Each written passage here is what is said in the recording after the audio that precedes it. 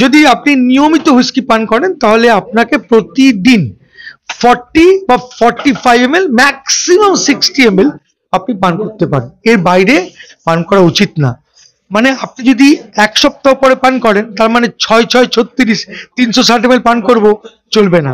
তখনও ওই এক পেক, এক বছর পরে খেলেও এক পেক।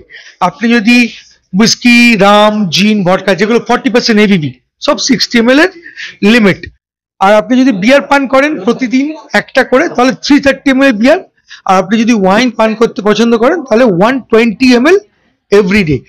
এতে দেখা গেছে যে অ্যালকোহল যারা একেবারে পান করে না আর যারা অতিরিক্ত পান করে তার মধ্যে থেকে এই যে মডারেট ড্রিঙ্কিং যারা করেন তাদেরকে দীর্ঘ বছর বাঁচেন।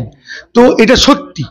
তো সেই জন্য আর কি বলছি যে পান করবেন নেশা করার জন্য নয়, পানটা করুন এনজয় করার জন্য।